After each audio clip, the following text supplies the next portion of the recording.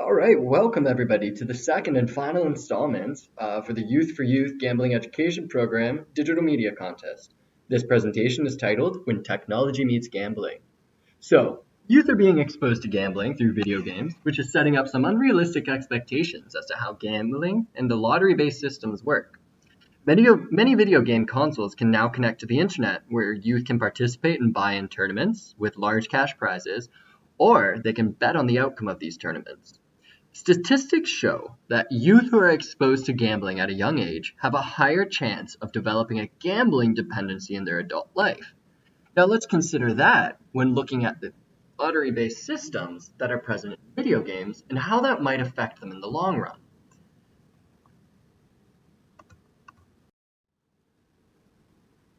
Alrighty, so let's look at the intent of this presentation.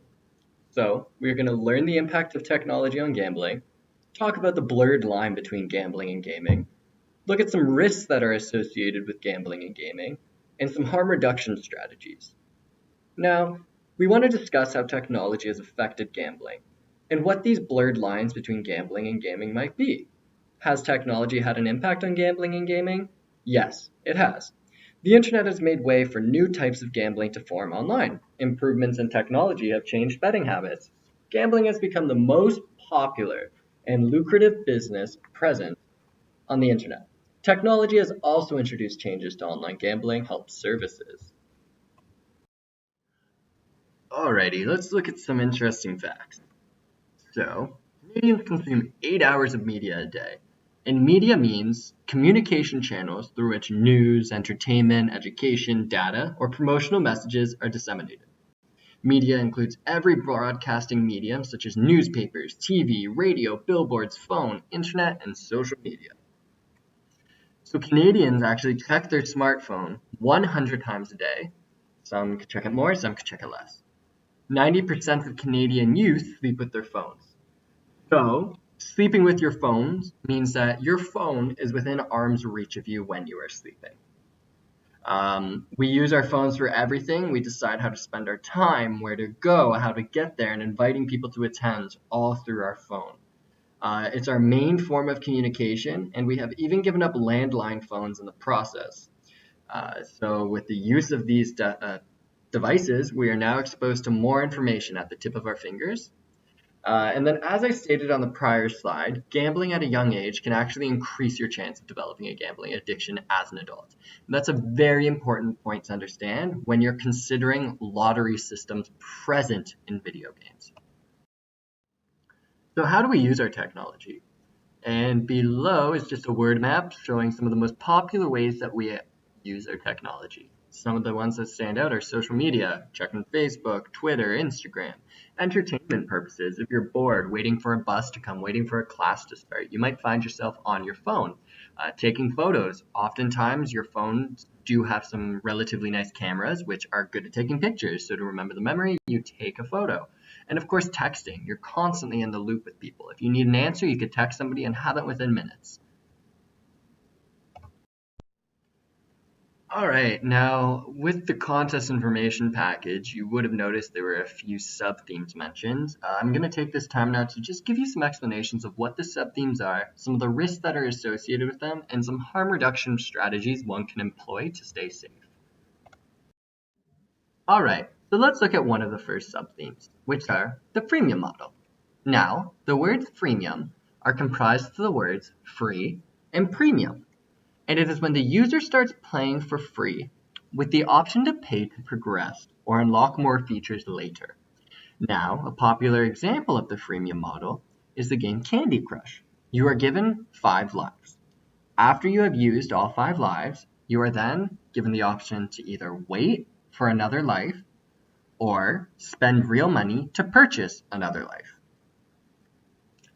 The risks associated with the freemium model are that it can become expensive if you continue to pay to play, and you may not realize the actual amount of money being spent. So, what are some harm reduction strategies you can employ? Well, you can set a limit of how much you will spend on a game per month, remembering to only use money from your entertainment budget. Secondly, you should consider waiting the amount of time required to progress, opposed to paying. And finally, ensure that you read the terms and conditions associated with the game. Now, how does the freemium model become gambling? Well, when you pay to play, you don't control the odds of what happens next in the game. When you pay to play, you pay for the chance to advance in the game. So although on Candy Crush you may spend real money to purchase another life to continue, that does not mean that you will successfully beat the level that you are trying to beat. Certain apps and gambling websites let the user watch an advertisement to progress. Thus, we are exposing kids to advertisements that may not be necessarily made for them. The advertisements are a way for companies to make revenue. It is one way for developers to monetize the work through advertising. Video games are largely unsupervised and unregulated, and thus the gambling industry has seen it as an opportunity to advertise in games. Many free games that are not generating big profits will then feature advertising. Some games offer an opportunity to continue if you watch the full advertisement. So instead of spending money, you're spending time watching an advertisement to progress. So with the freemium model, there are also free gambling websites. And some of the free gambling websites that can be accessed online are poker, blackjack, slots, sports betting, and eSports. Now, these websites are designed as a way to practice your gambling. However, they do not accurately reflect a real-time casino. The odds on practice websites are in the player's favor, meaning that you, more often than not, will be successful and win on online practice websites. Whereas in casinos, the odds are always in the house's favor, meaning the player is at the disadvantage. All right, so let's look at the second sub-theme, which is skin betting. Skin betting. Skins are a decorative virtual weapon or equipment that can be acquired or purchased in a game and sold for real money. They are used to change the appearance of your game character or items, hence the term skins. People buy skins for cash, then use the skins to place online bets. There are websites that run multiple lottery-style contests per minute, where a player's odds of winning rise with the value of the skins wagered. Skin betting is a popular act of wagering customized video game appearances for money, game items, or in-game currency. The risks are that the odds of the lottery may be against you, as the websites usually are not closely regulated. This is also an underage gambling opportunity that is not regulated as closely. It might not have fair practices then. And whether it is regulated or not, the odds are always against you. It is a business to make money. Some websites have raffle tickets that are sold, and with the raffle ticket, you have a chance at winning a prize, usually a skin or other in-game item. The gambling site, however, is run on a software which is built by the game-making companies. And whenever skins are sold, the game maker collects a percentage of the money. So although you might be using a third-party website, you are still technically giving money to the game maker. So let's look at some harm reduction strategies that you can use with skin betting. You can set a limit on how much you spend, making sure to use only your entertainment money for that month. You should only wager or bet with people you trust. And when wagering a skin, only risk something you are okay with losing. Alrighty, so let's take a look at the third sub-theme, which are eSports. And eSports is an industry of competitive video gamers in which tournaments are held where the professional gamers compete for large prize pools, which sometimes can reach the millions. This form of game watching is gaining popularity, as it is a way for gamers to not only showcase their talent, but potentially win money. And thus, the people viewing are given an opportunity to place wagers on the outcome of these video games. Now, the actual players are engaging in a game of skill. Their skill while playing the game dictates the outcome. However, the individual wagering on the game is engaging in a game of chance because they cannot, with 100% certainty, predict the outcome of the game. So they are still taking a chance as they do not know for sure who will win, and thus they are engaging in gambling. Some harm reduction strategies you can use if you're a watcher or you play esports are engaging in friendly wagers with friends opposed to betting online, knowing the terms and conditions of the sites, and setting a budget on how much you are willing to spend on the activity. Now, something interesting to note is that some jurisdictions have started thinking about regulating eSports betting. An example is the United Kingdom, and Washington state gambling commissions have ordered the popular game company Valve, which is the developer of the Counter-Strike games, to stop allowing the transfer of virtual weapons through gambling activities.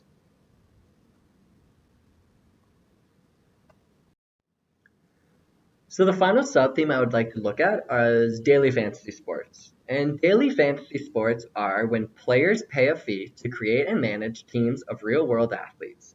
Computers combine the information about the athlete's performance to determine which fantasy team has won.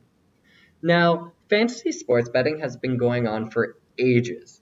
However, the internet has changed the world of online sports betting and the explosion of this new trend of daily fantasy sports. Technology has shortened our attention span, and the industry realizes that younger sports fans are not engaging with fantasy sports how they used to be. So they adapted and they created a new way to reach the important demographic, which is 18 to 35, and they've done that through apps that let you draft fantasy sports teams.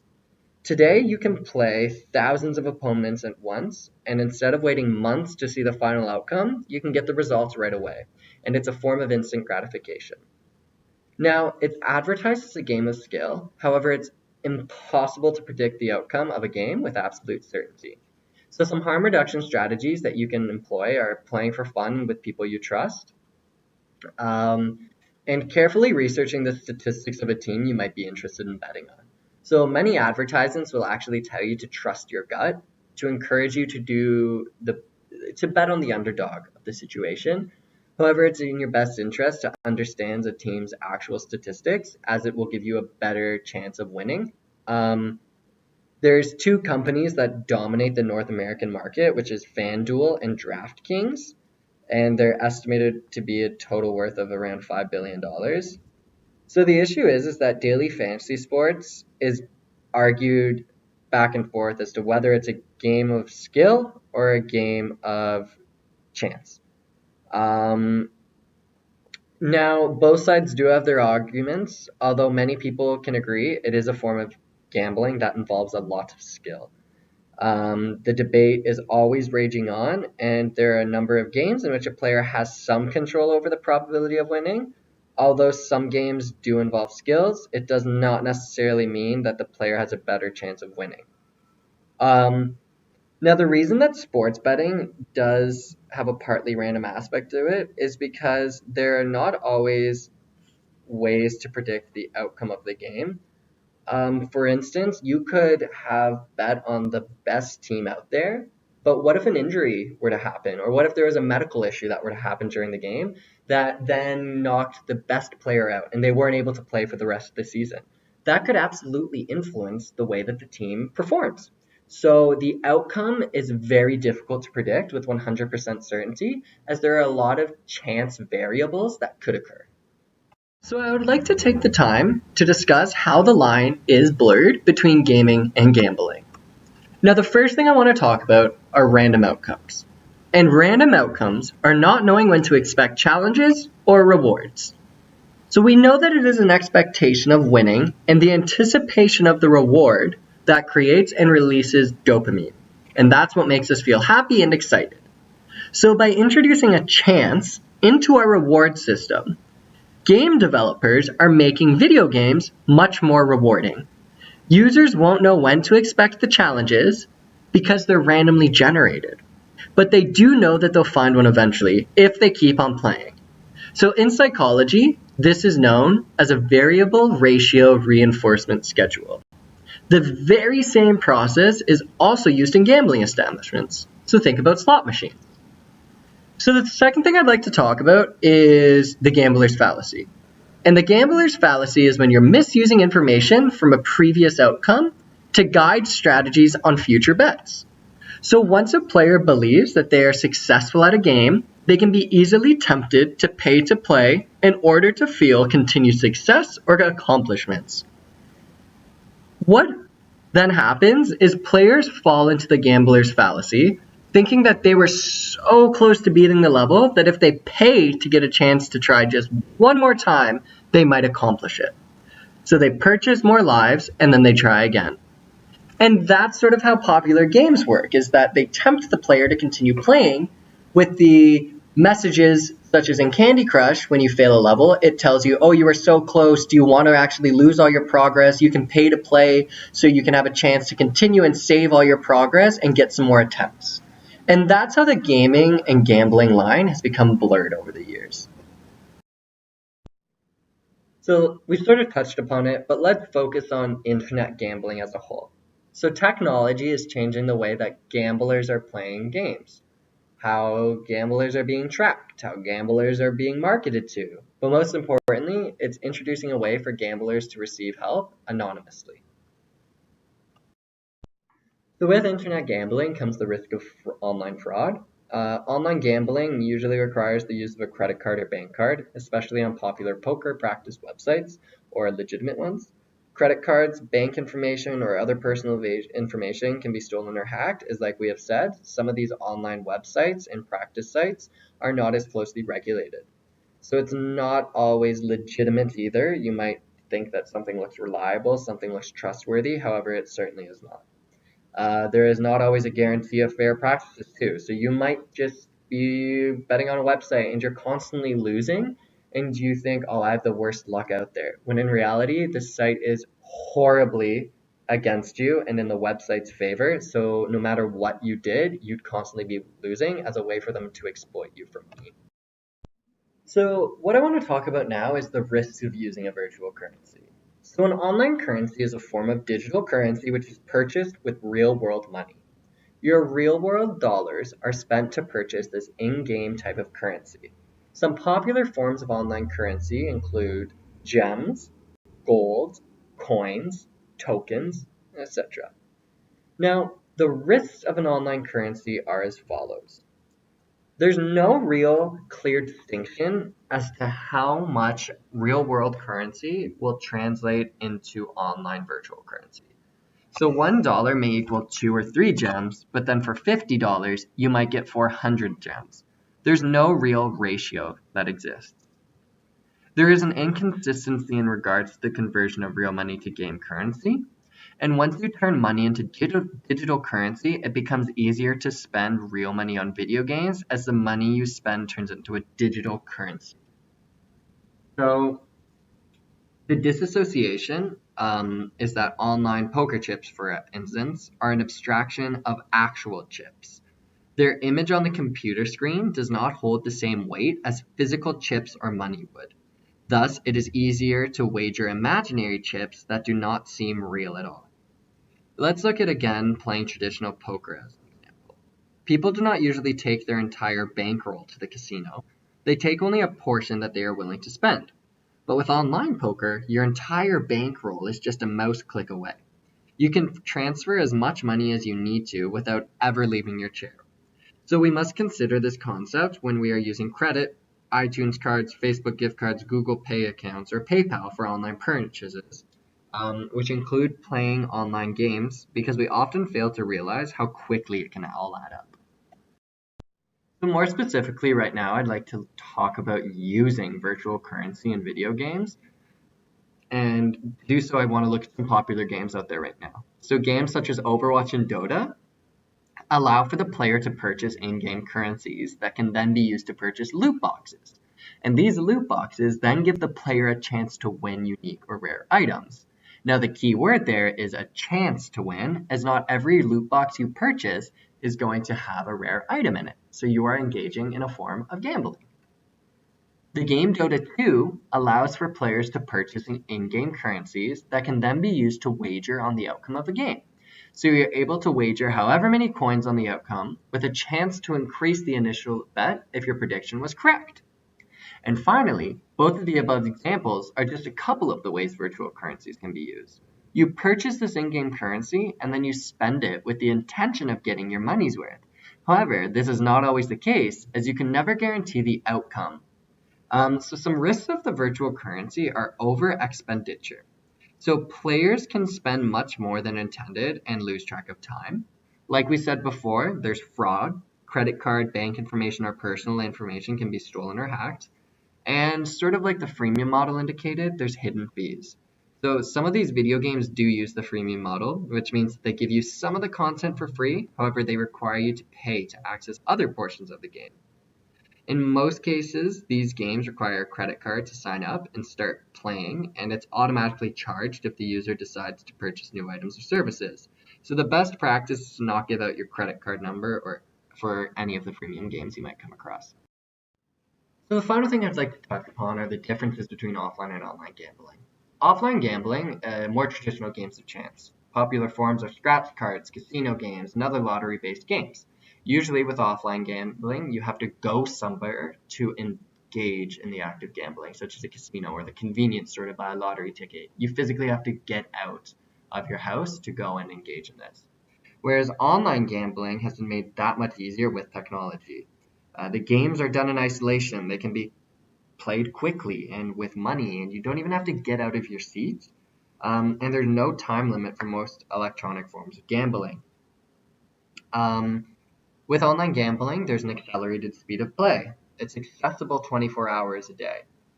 There's an absorbing nature of technology, and it can lead to losing track of time while gambling.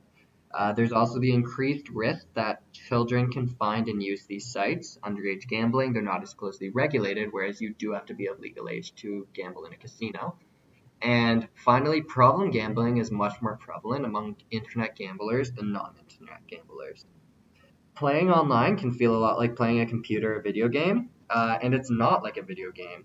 So in a video game that doesn't have gambling, you can be in the minuses, you can be owing money, and you might not actually have to give them that money. If that is all through the video game and no in-game currency has been purchased.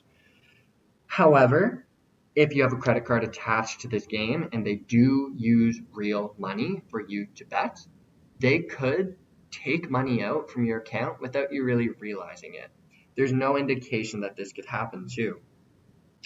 Many players also think that there are shortcuts they can take to be successful, such as saying, "Oh, I played Mario as a kid. I'm amazing at it. There's no way that I'll lose this Mario-related gambling game." So it instills a false sense of hope and success when playing. And then finally, as always, here's our help and referral page, the link to the Ontario Problem Gambling Helpline, Kids Help Phone, and just some more interesting online video game gambling related content.